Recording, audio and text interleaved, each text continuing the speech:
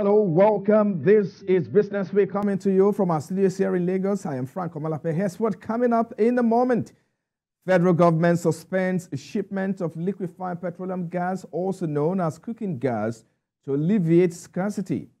Plus, Nigeria's gross domestic product rises to 3.46% in the fourth quarter of 2023 as annual GDP grew by 2.74% against 3.1% in 2022. This is according to Nigeria Bureau of Statistics. And finally, outside Nigeria, the world's most popular cryptocurrency, Bitcoin's market capitalization rises above $1 trillion for the first time since 2021. For this and many more are what to expect on the show today. I am Frank Omalape, and this is Business Week. Thank you, everyone, for joining us. Let's begin with the major stories that made headlines in the week. The federal government has suspended the shipment of liquefied petroleum gas, also known as cooking gas, to alleviate scarcity and to increase its volume domestically. Minister of State Petroleum Resources, Ekperikpe Ekpo, revealed this during the internal stakeholders workshop in Abuja. The minister also stated that LPG producers in Nigeria and key stakeholders in the industry have stopped exporting the commodity out of Nigeria following the recent jump in the cost of cooking gas. He added that all LPG produced within the country will have to be domesticated to increase the volume, which is automatically crashing the price. And now the Vice President, Senator Kashim Shettima, is calling for the adoption of technology and stronger synergy among stakeholders to enhance business environment in Nigeria. The VP made the call at the Presidential Enabling Business Environment Council PEBEC meeting at the Presidential Villa in Abuja. He said a robust engagement among stakeholders and adopting relevant technology would help in addressing bottlenecks experienced by operators in the nation's entry points and in the area of business regulations. Earlier, Special Advisor to the President on PEBEC and Investment, Dr. Jumoke Odowole, said the Council had launched a 90-day regulatory reform accelerator action plan. The Presidential Enabling Business Environment Council Action Plan underscores the commitment of President Bola Tinubu's administration to delivering impactful reforms, working with ministry, department, and agencies to foster a conducive business environment and improve the perception about the ease of doing business in Nigeria.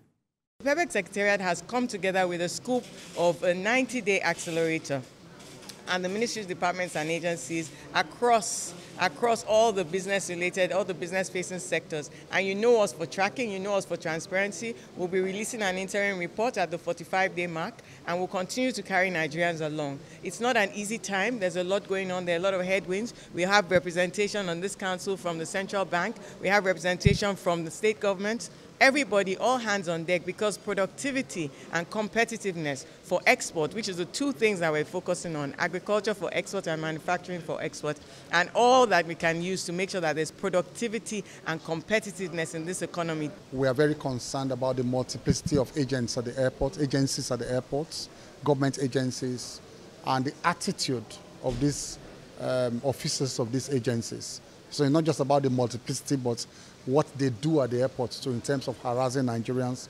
or visitors coming into Nigeria or going out of Nigeria, searching their bags, asking for gratification and here and there.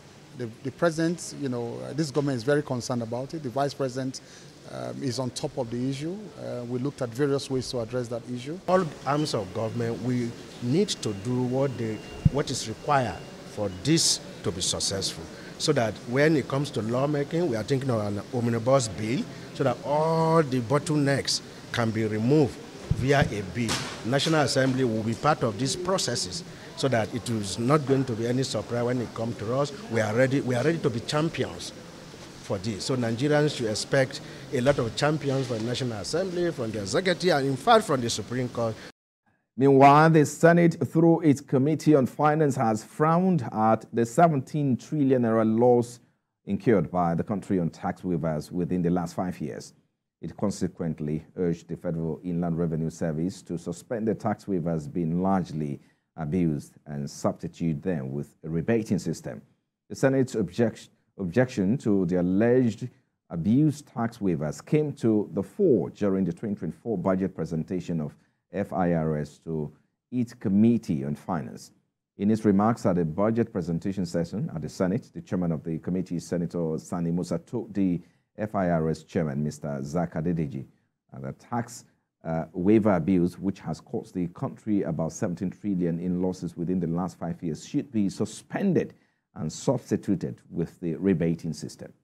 And also in the course of the week, in a significant development for Nigeria's maritime sector, Minister of Marine and Blue Economy, Mr. Oyetola Adegboyega, announces that the $800 million required for the rehabilitation of the nation's ports is nearly secured.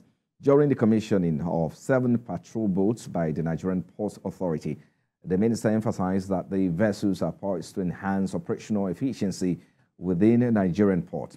TVC News correspondent Ifunanya Eze has more. Amidst the presence of the Minister of Marine and Blue Economy, Mr. Adegboyega Oyetola and top officials from the Nigerian Ports Authority, a milestone was marked as 7 marine craft were officially commissioned and named.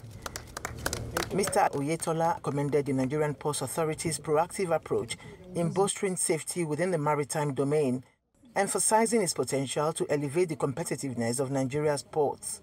Can't be talking of trying to get the potentials of the blue economy without strengthening the security aspect. So I'm delighted to be here, and I believe we're going to procure more of these boats to ensure that at any point in time, our maritime space is secured. The minister also revealed that government is fully prepared to commence the much-needed rehabilitation of dilapidated ports, paving the way for a more efficient port operations. We are modernizing the ports, we are automating the ports. We want to be able to compete with any port in the world. We want to ensure the vessel turnaround time is reduced to about 4 days, as opposed to about 6-10 days now. And I think deliberately we are doing a lot of that. We must commend the President for taking the initiative of creating the ministry and for supporting us all the way. I can tell you that the fund for rehabilitation of the port is almost ready. The Managing Director of the Nigerian Ports Authority highlighted the significance of the patrol boats in solidifying Nigeria's position as a maritime logistic hub in Africa. There's nothing better than being commended by your boss, and I want to thank him for that. And on behalf of myself, my other colleagues, the executive directors and management and other staff of MPA, and we assure the minister that we'll keep doing more to ensure that we meet those KPIs that have been set. And as the minister has said, the funding for the port rehabilitation is almost ready, and he's right on spot on that. Very soon you'll hear about us commencing the port rehabilitation, and we want to thank the minister and the president for their vision and support towards ensuring that we quickly start the port rehabilitation. They admit that deploying the patrol boats represents a significant advancement for the country's maritime security. And away from there, our Natural Oil and Gas Supplier Association of Nigeria wants the federal government to peg the dollar rate at 750 naira benchmark as against the current floating of the naira. In a press conference in Abuja, the national president, Mr. Bennett Korea, called on the federal government to look into the continuous rise of the dollar or else risk having more union withdraw their services. Helen Osamide Ikins report. Fare queues are gradually returning to petrol stations in Abuja as the Nigerian Association of Road Transport Owners directed its members to withdraw services due to high operational costs. With this, queues are gradually stretching in some fare stations in Abuja, with many engaging in panic buying. There's panic buying because even at yesterday at Rando in what's it called, Utako, I saw those guys selling jerrycan. They were much on the road, but this morning I couldn't see them. So there's panic buying. So the government should look into it. The Natural Oil and Gas Suppliers Association of Nigeria attributes this to the rising cost of dollar. The call on the federal government to peg dollar rates at the benchmark used for the 2024 budget. Let the government come out and say 500 naira to a dollar or 200 naira to a dollar, whatever rate that they come out with, they should stand. Whether the black market is going 1 billion naira, it should not bother Nigeria. Let them come and fix one price that everybody will know. They also want the government to reintroduce bargaining claims as against subsidy removal. They can introduce the bridging back into the system so that to reduce the rates. So I'm asking government to reintroduce bridging, PEF, to reduce the hardship, because it will help. If you introduce the bridging, it will also help. And outside Nigeria now, despite liquidity crisis in the cryptocurrency market, the value of the world's most popular cryptocurrency, Bitcoin, tripled to 52,000 in November 2022. Following its gains in 2023, investors have returned in droves in recent weeks, pushing the asset market capitalization above $1 trillion for the first time since 2021. According to the price tracking website for cryptocurrencies, the supply of Bitcoin is limited and is expected to reach a peak of 2,000, or that's about 2140. That's what analysts are saying. Analysts says money flows into Bitcoin have been boosted by the recent launch of exchange-traded funds that invest directly in the cryptocurrency and which have made it easier to retail investors to put funds into the asset. And finally, on the news now, Israel's Central Bureau of Statistics says the country's economy declined by far more than expected in the wake of conflict with Hamas in Gaza. Gross domestic product, a key measure of country's economic health, fell by 19% on an annualized basis in the fourth quarter of 2023. That is the equivalent of a fall of between 5% in October and December, while the Bureau said GDP is directly affected by the outbreak of the conflict on 7 October. Israel and Hamas have been at war after gunmen from the Palestinian group launched an unprecedented attack on Israel from Gaza, the deadliest in Israel's history. Economic experts said the data released by Israel's Central Bureau of Statistics was much worse than expected. Well, those were some of the biggest stories in the business week. And coming up after this break, Nigeria's gross domestic product increased by 3.46% year-on-year in real terms in the fourth quarter of 2023. So that's a talking point in a moment. Stay with us. This is Business Week.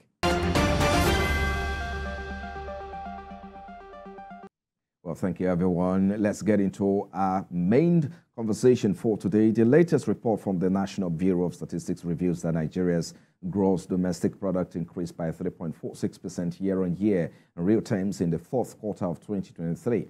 The growth rate was mainly driven by the services sector, which recorded a 3.98% increase and contributed about 56.55% to the aggregate GDP.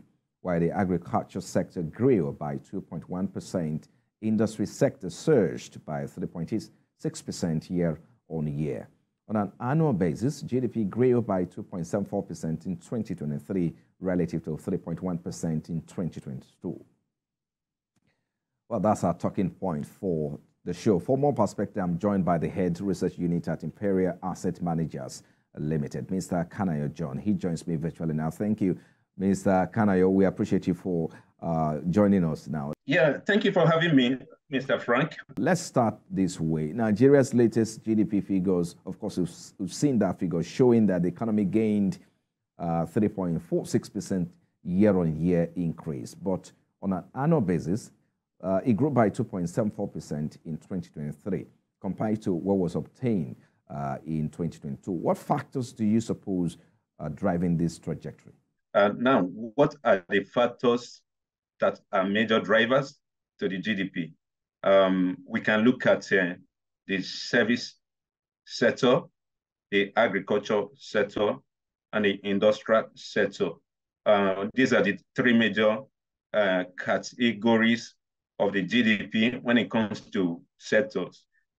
We observe that service sector grew by 3.98% and contributed about 56.2% to the GDP.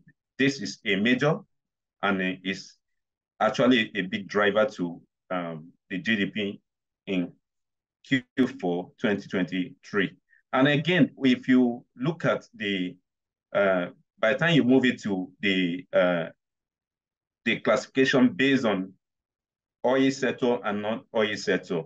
We equally understand, based on the data, that oil sector grew by 12.12% in Q4 2023. And markedly, this is the first time in 15 quarters that we're having positive growth in oil sector. And that equally contributed to the growth we have seen in the benchmark GDP number. Well, the services sector's impressive growth is a welcome sign when you look at that. What specific areas within the sector do you think are driving this surge? Because that's very, very impressive. We could see that the figure for financial and insurance subsector grew by 29.8% in the quarter under review. When you compare this to 28.2% done in the previous quarter, you could see that there is an appreciable growth in this subsector. Then if you move away from here, you look at trade. Trade has about 1.4% growth compared to 1.53%, though marginally. But then on year-on-year basis, and the figure we have for trade is an improvement over what was done in 2022. So these are the major subsectors that contributed significantly to the growth we have seen in services sector. What do you suppose are the key challenges and opportunities for maintaining this growth in the coming quarters? We could see that one of the major challenges that we have faced is the oil subsector, and obviously because of the fact that oil production has been consistently lower than the capacity that we can do. And currently we are doing that based on the figure we have now. We are told that we did 2.55% in Q4 2023. And if you look at that, it is significantly lower than the capacity that we can do.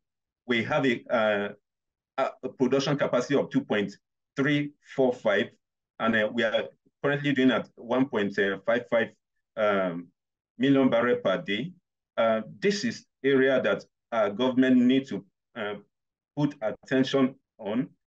Government needs to work significantly on providing improved securities in this area. Well, let's look at external factors such as global commodity prices or trade trends that could impact future growth. Right now, we've seen that global economies seem to be suffering from uncertainty. Speak to us about that. If you look at this very crisis, you could see that it ought to be an advantage to us, because that of Russia is a major producer of oil, and we know the challenge between Russia and Europe area, and equally the sanction that the Western countries, the major Western countries, especially led by USA, has placed upon Russia, which has significantly reduced what their supply to the areas of needs. If our government take advantage of this, especially scale up production, we should be able to supply to areas where there are deficits. Especially, I know very well that India in those days used to be a major importer of our crude oil. If government put more effort into this, I've equally mentioned the fact that we are producing below our capacity.